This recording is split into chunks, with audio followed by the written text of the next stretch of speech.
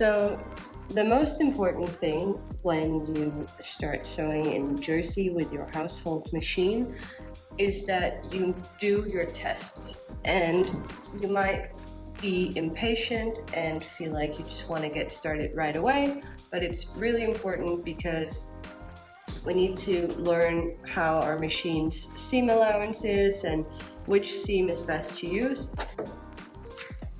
The first thing you're going to want to do is to get out your manual and find the section with all the different types of seams. Really, all you need is essentially a machine that can sew a straight stitch and zigzag.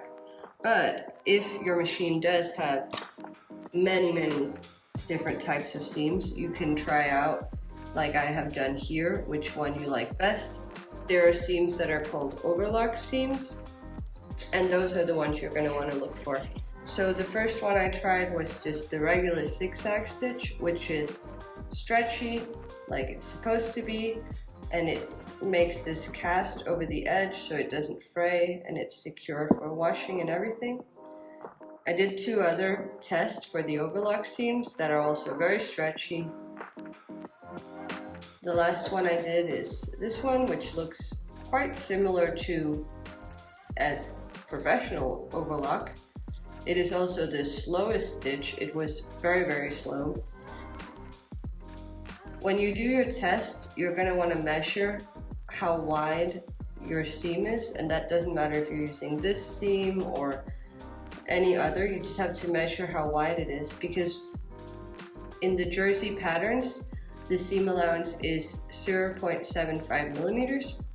So when you do your test, you have to measure that it is 0.75 millimeters, more or less.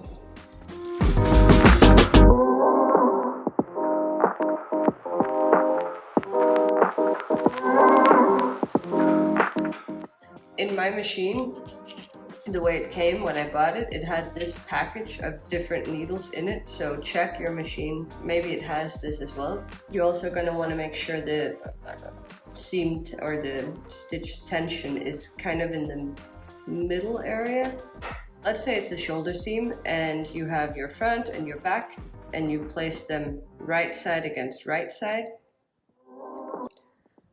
Now you just want to line them up so these 2 edges line up perfectly, and the edges here and here, they line up. Now this is a really short seam, so I'm not going to use any pins, but if it's a longer seam, you might want to use some pins to make sure that you don't stretch your fabric along the way or that it gets away from you. But once you have it aligned, you basically just place it under your machine, press the foot and start sewing.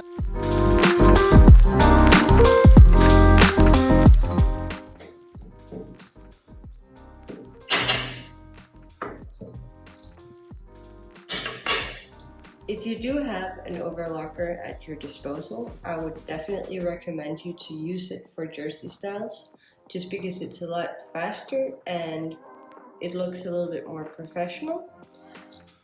So if you've never used an overlocker before, it's definitely a good idea to check out the manual.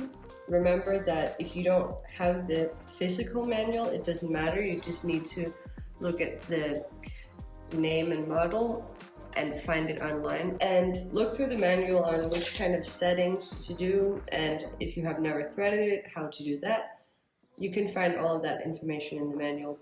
And like with the household machine, you're of course going to want to do some tests to just make sure that the settings are as they're supposed to be.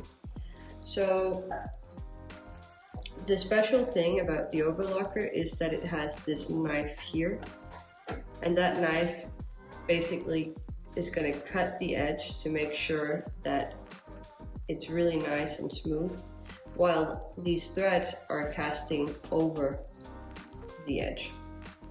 And that is how you get this very professional looking result. So you're just going to want to insert, this is just a test. Lift the presser foot and insert your fabric. Then align your edges, and because this is a knife, if you accidentally make a wrong movement, you're going to cut into your fabric, and that you don't want to do. So you just press slowly.